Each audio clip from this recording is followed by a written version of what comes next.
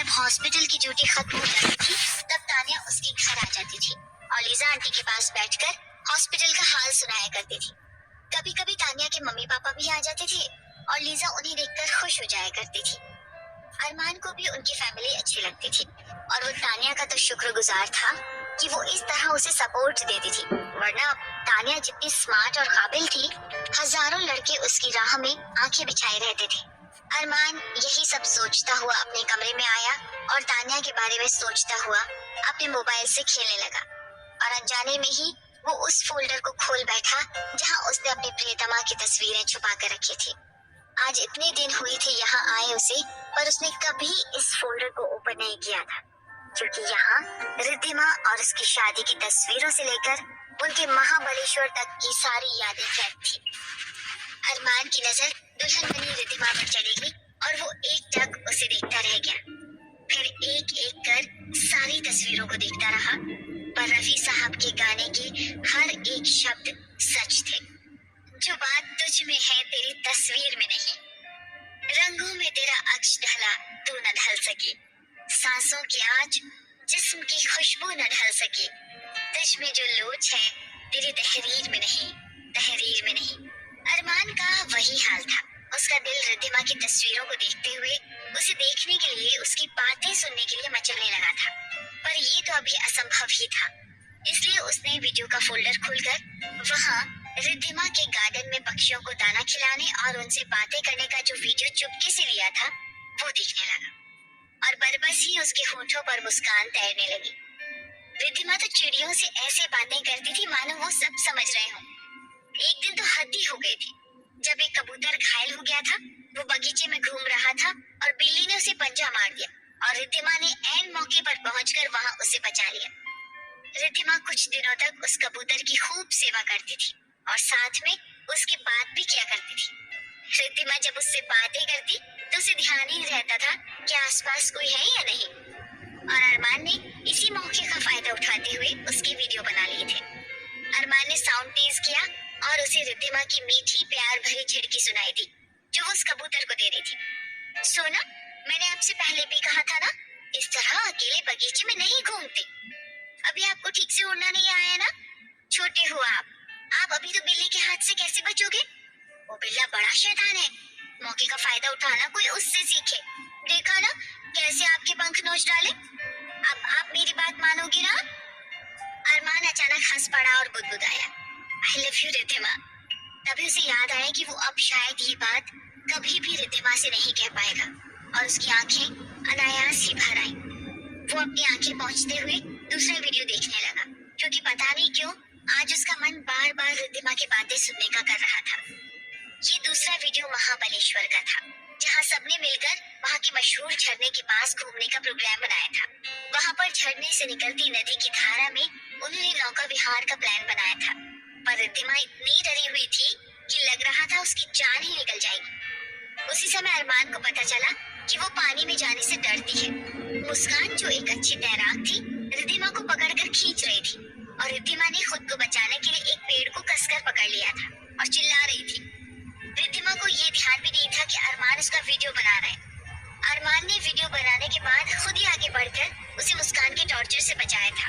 मुस्कान की रिद्धिमा के साथ ऐसे खींचातानी करने पर अरमान ने कुछ गंभीर स्वर में कहा था, डॉक्टर मुस्कान, अगर आपने अभी तुरंत मेरी पत्नी को नहीं छोड़ा तो मैं फाइनल एग्जाम में आपको पास नहीं करने दूंगा। मेरी ऊपर तक पहुंचे। ये सुनते ही मुस्कान चिल्ला उठी, ओ तेरी, आपको अपनी पत्नी मुबारक डॉक्टर अरमान, मुझे अपने एग्जाम में पास होना है, अब मैं उससे दूर ही रहूंगी।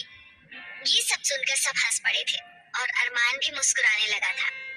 जहाँ रिद्धिमा शर्मा गई थी, अरमान ने सोचा था महाबलेश्वर से आने के बाद वो कभी मौका मिलते ही ये वीडियो रिद्धिमा को दिखाते हुए उसे चिढ़ाएगा, पर उसे ऐसा मौका ही नहीं मिला, क्योंकि उसके बाद तानिया वहाँ आ धमकी। अरमान का दिल फिर से उदास हो गया। तभी उसकी आंखों के सामने रेहान और रिद्धिमा का वो दृश्य आ गया जब रेहान रिद्धिमा को पकड़कर समंदर में उतरा था और लहरों के आने से दोनों लहरों में खो गए थे। जब लहरें हटी तो रिद्धिमा रेहान का हाथ पकड़कर खड़ी थी पर चिल्ला नहीं रही थी। इसका मतलब तो यही हुआ कि रिद्धिमा को रेहान पर किसी से भी ज्यादा भरोसा है। वो शायद जानती है कि रेहान उसे कुछ नहीं होने देगा। रेहान और उस दृश्य की याद आते ही अरमान का गुस्से से सिर झनझनाने लगा। पता नहीं क्यों वो रिद्धिमा के साथ रेहान का नाम सहन नहीं कर पाता था, और जब से उसे शांतनु से पता चला था कि रेहान ही रिद्धिमा के बचपन का दोस्त है, उसका दिमाग और खराब हो रहा था। शायद वो बहुत ज्यादा स्वार्थी था, जो किसी और के साथ रिद्धिमा की कल्पना ही नहीं कर पाता था। उसने जल्दी से एक सांस छोड़ी और कॉरिडोर में आकर टहलने लगा। तभी उसने देखा लीजा उठकर बाहर आ गई थी। वो जल्दी से मम्मा का हाथ पकड़ते हुए बोला, कुछ चाहिए आपको? आप मुझे बुला लेती, उठकर क्यों आ गई? चलो अरमान, वहाँ पर कुछ देर बैठते हैं, कमरे में मैं बोर हो गई हूँ। अरमान ने सिर हिलाया और मम्मा को संभालते हुए लॉन में ले आया और संभाल कर बिठा दिया। लीजा ने उसे इशारे से बैठने को कहा। कुछ देर दोनों गार्डन में खिले हुए फूलों को देखते रहे। गार्डन में महकते ऑर्किड के फूलों को देखते हुए जहाँ अरमान को रिद्धिमा की याद आ रही थी, वहीं लीजा को अमन मलिक की, क्योंकि किस्मत से रिद्धिमा और डॉक्टर मलिक दोनों को ऑर्किड के फूल बहुत पसंद थे। कुछ देर बाद लीजा ने चुप्पी तोड़ी। अरमान, देखो मुझे घुमा फिरा कर बात करना नहीं आता, मुझे आपसे कुछ कहना है। अरमान उनकी ओर देखते हुए बोला, हाँ मम्मा, आप कहो ना। मैं चाहती हूँ आप तान्या से जल्द शादी कर लो। अरमान ये सुनते ही चौंक गया। उसने लीजा की ओर देखा, पर उसके मुंह से कोई बोल नहीं फूटे। क्या कहता वो? उसके इंडिया से वापस आने के बाद लीजा ने एक बार भी इस प्रसंग को नहीं छेड़ा था, फिर आज अचानक उन्हें क्या हो गया? लीजा उसे अपनी ओर देखते हुए बोली, आप तो अच्छी तरह से जानते हो कि आपके साथ तान्या का रिश्ता पहले ही तय है। जब आप इंडिया जा रहे थे, तब मैंने यही सोचा था कि अच्छा है आप शादी से पहले इंडिया घूम कर आ जाओ। तान्या के पापा का जो हॉस्पिटल का दूसरा प्रोजेक्ट चल रहा है, उसे आपको ही संभालना है, क्योंकि ये तान्या के परिवार की भी इच्छा है और मेरी भी। मैंने आपकी बात को सोचकर ही उसके शेयर्स खरीदे हैं। मैंने सोचा था आप वापस आकर थोड़ी जिम्मेदारी उठाने लगोगे, तब हम आप दोनों को इस रिश्ते में बांध देंगे। पर बीच में ये मेरी बीमारी आ गई और सब कुछ उलट पुलट हो गया। पर आज मुझे रेडियोथेरेपी के बाद इतनी कमजोरी महसूस हो रही है कि लगा मुझे कुछ हो जाए उससे पहले मैं आप दोनों को उस पवित्र रिश्ते में बंधता देख लूं। अरमान धीरे से बोला, मम्मा, मैं आपको कुछ नहीं होने दूंगा। अरमान, आप भी डॉक्टर हैं और मैं भी। हम दोनों ही इस बात को जानते हैं, इस बीमारी का कोई भरोसा नहीं है। तो क्यों हम खुद को इस बात से बहलाएं कि मौत को हम जीत जाएंगे? मौत से तो मैं भी डरती हूँ, पर सच को स्वीकार कर अपनी जिम्मेदारी निभाना ज्यादा ठीक होगा ना? अरमान चुप रहा और उन्हीं फूलों को देखता रहा जिसे देखते ही रिद्धिमा की याद आती थी और जिसकी खुशबू से ऐसा महसूस होता था कि रिद्धिमा उसके आसपास ही है। लीजा उसे उन फूलों को देखते हुए पाकर बोली, अरमान, आपको पता है मैंने इन ऑर्किड फूलों से सारे गार्डन को क्यों महका रखा है?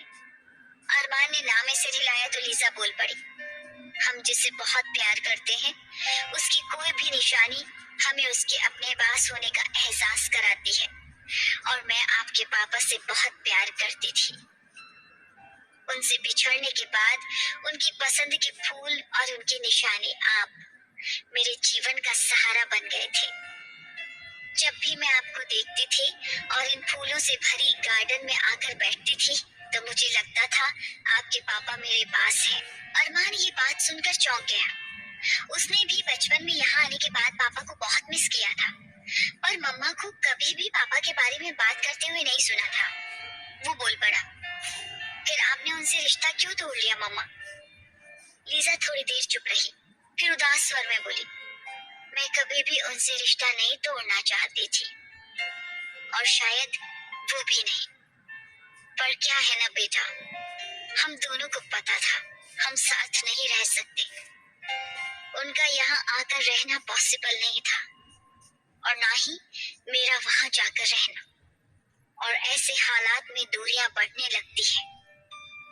हमारे इन दो देशों के फासले के साथ ही रिश्तों के फासले भी बढ़ते गए और फिर हमने इसे मान लिया और अब तो इसकी आदत भी हो गई है। अरमान को मम्मा की बात सुनते हुए पापा की याद आ गई, जो अब तक मम्मा की कार को इस तरह संभाल कर रखे हैं मानो वो पुरानी कार उनकी बहुत बड़ी अमानत हो। शायद पापा के भी यही एहसास होंगे। शायद उन्हें भी मम्मा की याद आती होगी और उस कार से उन्हें लगता होगा कि मम्मा उनके पास है। वो कुछ सोचते हुए बोला, मम्मा आप पापा से बात क्यों नहीं करती? उनको अच्छा लगेगा। लीजा ने नाम में सिर हिलाया और बोली, नहीं अरमान, मैंने इतने दिनों उनसे कोई बात नहीं की और अब अचानक ऐसे ठीक नहीं लगता। उससे भी ज्यादा डर मुझे इस बात का है, शायद मैं अपनी बीमारी के बारे में कभी गलती से बता दूं तो वो बहुत परेशान हो जाएंगे। उनसे ना वहां रहा जाएगा और ना यहाँ आ सकेंगे। उनकी भी उम्र हो रही है। अगर उन्हें टेंशन दी गई तो उन्हें कुछ हो गया तो मैं खुद को माफ नहीं कर पाऊंगी।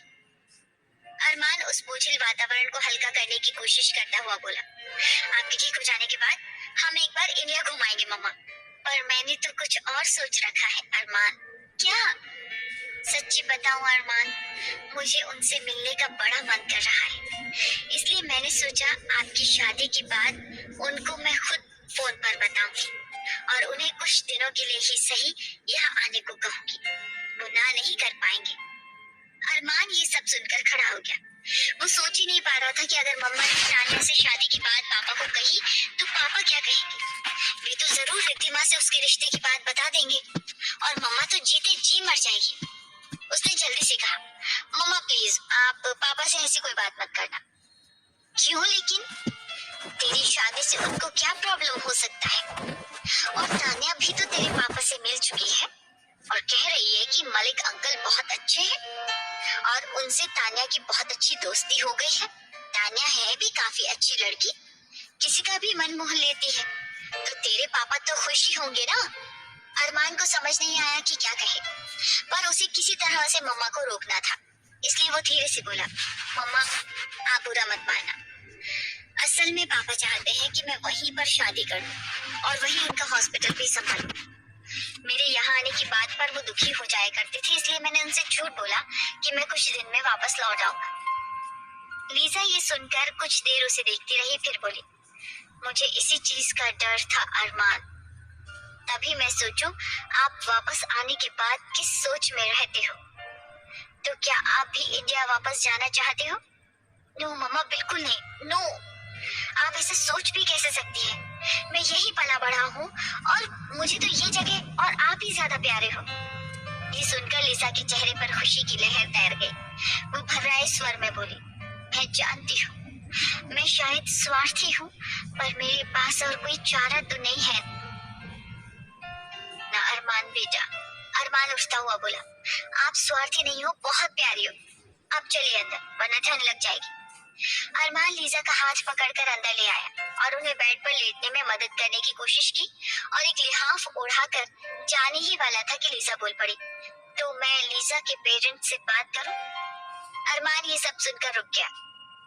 अभी नहीं मम्मा, मैं आपको बताऊंगा, कहकर वो दरवाजे तक गया ही था कि मम्मा की आवाज सुनकर रुक गया। मुझे आपके ग्रीन सिग्नल का इंतजार रहेगा। अरमान ने बस इतना कहा। मम्मा, मुझे कुछ दिन की मोहलत चाहिए, बस कुछ दिन। लीजा ने हाँ में सिर हिलाते हुए अपनी आंखें बंद की और अरमान अपने कमरे तक आ गया। वो अपने कमरे में आते ही बेड पर ढह गया। उसने तो सोचा था वो मम्मा के ठीक होने पर और रिद्धिमा से बात करने के मौके का इंतजार करेगा और खुद को शांत करेगा, पर अब ये क्या नई मुसीबत है। वो ना मम्मा को रिद्धिमा के बारे में बता सकता है और ना ही तानिया से शादी से इनकार कर सकता है। उसे समझ नहीं आ रहा था कि वो क्या करे। इसी उधेड़-बुन में उसने अपना मोबाइल हाथ में लेकर दिल बहलाने के लिए फेसबुक ओपन किया और उसकी नजर सबसे पहले मुस्कान के पेज पर गई। मुस्कान को इन ऑनलाइन साइट्स का काफी शौक था, पर रिद्धिमा को बिल्कुल भी नहीं। वो ना तो व्हाट्सएप पर थी, ना ही फेसबुक जैसे साइट्स पर। मुस्कान ने काफी सारी फोटोज अपलोड की थी और सारी की सारी उनकी मुंबई में सेलिब्रेट की गई पार्टी की थी। अरमान ने देखा उसमें रिद्धिमा के सारे दोस्त के साथ और भी कुछ अनजाने लोग थे जो शायद अंजलि के दोस्त रहे होंगे। अरमान की नजरें उन सब में रिद्धिमा को ढूंढ रही थी और उसकी नजर उन तस्वीरों पर अटक गई जहां रेहान रिद्धिमा को व्हील चेयर पर लेकर आ रहा था। फिर दूसरी तस्वीर थी रिद्धिमा के केक काटने की, जिसमें सब कितने खुश दिख रहे थे। रिद्धिमा भी मुस्कुरा रही थी और रेहान उसके पास ही उसे सपोर्ट देता हुआ खड़ा था। अरमान को उन तस्वीरों की याद आ गई जो उसने रिद्धिमा के घर पर देखी थी। वही शक्ल सूरत थी रेहान की, बिल्कुल भी बदला नहीं था। बस उसकी लंबाई कुछ ज्यादा थी और बदन भी थोड़ा भरा भरा लग रहा था। मुस्कान ने एक वीडियो भी अपलोड किया था और उसमें सारे लड़के लड़कियां डांस कर रहे थे, पर रिद्धिमा व्हील चेयर पर बैठी थी और पास में रेहान बैठा था और उससे हंस हंस कर कुछ बातें कर रहा था। रिद्धिमा भी मुस्कुराते हुए उसकी बातों को बड़े ध्यान से सुन रही थी और बीच बीच में कुछ जवाब भी दे रही थी। अरमान समझने की कोशिश कर रहा था कि इसमें बातें क्या चल रही हैं, पर लाउड म्यूजिक के कारण कुछ भी समझ नहीं आ रहा था। उसे इस बात पर गुस्सा आ रहा था कि रिद्धिमा को एक बार भी उसकी याद नहीं आई। वो तो कितनी खुश दिख रही है रेहान के साथ, मानो उसका बिछड़ा हुआ साथी मिल गया हो। उसने मोबाइल बंद करते हुए उसे बेड पर फेंक दिया और अपनी आंखें बंद कर ली। उसके कानों में अंजलि का गुस्से भरा स्वर गूंजने लगा। तुमने मेरी मासूम बहन से जबरदस्ती शादी कर उसकी जिंदगी बर्बाद करने की अच्छी प्लानिंग की थी अरमान, पर अब ये नहीं होगा क्योंकि उसकी दी उसके साथ है। मैं उसे तुमसे छुटकारा दिलवाऊंगी और उसकी रेहान से शादी कर दूंगी जो उसे बेइंतहा चाहता है। वो उठ खड़ा हुआ और मन ही मन कहा, यही ठीक रहेगा अंजलि, तुम भी खुश, रिद्धिमा भी खुश और रेहान भी खुश। पर तभी उसका मन जैसे ठठाकर हंस पड़ा और बोल पड़ा, अरे पागल, सारी दुनिया खुश होगी, तान्या भी तुझसे शादी करके खुश होगी, मम्मा भी खुश होंगी, पर तेरा क्या होगा? तू क्या फिर से किसी और से दिल लगा पाएगा? तू क्या रिद्धिमा को भूल पाएगा? नहीं ना, तो फिर रिद्धिमा को भी कोई हक नहीं है कि वो तुझे छोड़कर रेहान के साथ खुश रहे। रिद्धिमा तो तेरी है और तेरी रहेगी, तू किसी कीमत पर उसे तलाक मत देना। अरमान अपने जबड़े भींचता हुआ बड़बड़ाया, नहीं रिद्धिमा, मैं इतनी आसानी से तुम्हें जाने नहीं दूंगा, और अगर तुम गई भी तो तुम्हें मेरी आंखों में देखकर पहले ये कहना होगा कि तुम मुझसे प्यार नहीं करती हो। अरमान ने पहले सोचा था कि तान्या को रिद्धिमा और उसके रिश्ते के बारे में सब सच सच बता देगा और उसे ये भी बताएगा कि वो लास्ट कोशिश करने जा रहा है। अगर रिद्धिमा मान जाए तो ठीक है, वरना वो फिर कभी इंडिया नहीं जाएगा। पर जब वो तान्या के साथ बात करने आया तो तान्या उसे खुशी खुशी बताने लगी कि लिजा आंटी चाहती है दोनों की शादी जल्दी जल्दी हो जाए। ये सुनकर अरमान सोच में पड़ गया। अगर वो अब तान्या को रिद्धिमा के बारे में बताता तो पता नहीं उसका क्या रिएक्शन होता। शायद वो गुस्सा होकर मम्मा को ये सब बता दे, जिससे मम्मा का दिल टूट जाए। इसलिए उसने रिद्धिमा की बात को दबा लेना ही उचित समझा और तान्या के साथ शादी का प्रसंग छेड़ते हुए बोला, तान्या, मैं जानता हूँ मम्मा बहुत खुश होंगी कि तुमसे शादी कर दूं, और मम्मा की खुशी में ही मेरी खुशी है। तो क्या तुम खुश नहीं हो? तान्या ने पूछा। अरमान थोड़ा सकपकाते हुए बोला, मैं भी खुश हूँ तान्या, पर अभी मैं मम्मा के लिए ज्यादा टेंशन में हूँ। मुझे अपनी खुशी भी फीकी लगती है। क्यों झूठ बोल रहे हो अरमान? अभी तुम्हें रिद्धिमा के पास जाने को कहा जाए तो उछलते हुए चले जाओगे, मुझे पता है। तान्या ने मन में सोचा। उसने दुखी चेहरा बनाकर कहा, हाँ अरमान, मुझे भी लिजा आंटी की टेंशन है, पर वो खुद चाहती है कि हम इस बंधन में बंध जाएं। इससे उनके दिल को कितनी खुशी मिलेगी, सोचो ना। अरमान थोड़ी देर चुप रहा, फिर बोला, तुम सही कह रही हो तान्या, पर तुमसे शादी से पहले मैं एक बार इंडिया जाना चाहता हूँ। ये सुनकर पहले तो तान्या घबरा गई, फिर उसने पूछा, क्या मैं पूछ सकती हूँ क्यों? तान्या, तुम शायद जानती हो कि पापा चाहते हैं मैं वहीं रह जाऊँ, पर मैंने उनसे यहाँ कुछ दिन रहने की बात कहकर लौट गया था, और अब मैं मम्मा को छोड़कर जा नहीं सकता। पर वो भी मेरे पापा हैं, उनकी उम्र भी हो चली है, तो मुझे लगता है कि वहां जाकर मुझे उन्हें समझाना पड़ेगा। अगर उन्हें फोन पर शादी की बात बताऊं तो उनके दिल को बहुत ठेस पहुंचेगी। मैं उन्हें समझाऊंगा कि मैं बीच बीच में इंडिया आता रहूंगा, और अगर पॉसिबल हो तो वो भी यहाँ आ जाए, जिससे मम्मा को अच्छा लगे। तान्या ने मनी मन सोचा, सब झूठ है अरमान, तुम तो जाओगे अपनी प्यारी रिद्धिमा से बात करने और शायद उसको मना भी लाओगे यहाँ आने के लिए। अरे तान्या भी कम नहीं है, मैं जानती हूँ तुम्हें कैसे उससे अलग करना है। पर वो मासूम चेहरा बनाकर बोली, ठीक है अरमान, पर अगर तुम वहीं रह गए तो? अरमान ने उसे एक झटके के साथ देखा और बोला, तुम ऐसा कैसे सोच सकती हो तानिया? मेरी मम्मा यहाँ बीमार है, उन्हें मेरी जरूरत है। मैं उन्हें छोड़कर वहाँ कैसे रह सकता हूँ? पता नहीं, डर सा लगा रहता है। तुम्हें तो पुणे बहुत पसंद है ना? अरमान से कोई जवाब न पाकर तानिया बोली, अरमान, क्या मैं तुमसे एक रिक्वेस्ट कर सकती हूँ? तुम्हें इंडिया जाना है जाओ, जब मुझसे शादी करना है करो, मुझे कोई आपत्ति नहीं है। पर लीजा आंटी जिस तरह परेशान रहती हैं, उससे मुझे लगता है कि उन्हें अगर इतनी तसल्ली मिल जाए कि तुम और मैं जल्दी ही शादी के बंधन में बंधने वाले हैं, तो वो खुश हो जाएंगी। मुझे उनकी खुशी चाहिए अरमान, और कुछ भी नहीं। अरमान ने उसकी ओर देखा क्योंकि वो समझ नहीं पा रहा था कि तानिया क्या कहना चाहती है। तानिया ने अब अपनी दूसरी चाल खेली। वो उदास चेहरा बनाते हुए बोली, तो उनकी तसल्ली के लिए तुम अगर इतना करो तो मुझे अच्छा लगेगा, और मेरे पेरेंट्स को भी। देखो, अगले हफ्ते मेरा बर्थडे है। अगर वहाँ मेरे पेरेंट्स हम दोनों की शादी की अनाउंसमेंट करें तो तुम्हें कोई आपत्ति होगी क्या? ये सुनकर अरमान चौंक पड़ा और कुछ बोल नहीं जा रहा था कि तानिया बोल पड़ी, बस लीजा आंटी की तसल्ली के लिए अरमान, उसके बाद तुम जब चाहे मुझसे शादी करो, मैं उन्हें समझा दूंगी। अरमान को कुछ जवाब देते ना पाकर वो बोली, अरमान, तुम्हें शायद पता नहीं कि लीजा आंटी को शक हो गया है, या उनके दिल में एक डर समा गया है कि तुमने इंडिया में किसी को पसंद किया था, इसलिए वो इतने दिन वहां रह गए।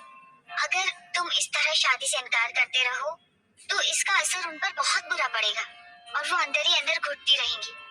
उन्होंने मुझसे कहा है कि उन्होंने अपनी लाइफ में एक गलती की थी इंडियन से शादी करके, और अब वो नहीं चाहती कि तुम भी ये गलती करो। अरमान ने तुरंत जवाब दिया, पर मम्मा पापा से बहुत प्यार करती थी और अब भी करती हैं। आई नो अरमान, मुझे पता है, मैं वही बता रही हूँ। वो कुछ दिन पहले मुझे बुलाकर यही बात कह रही थी।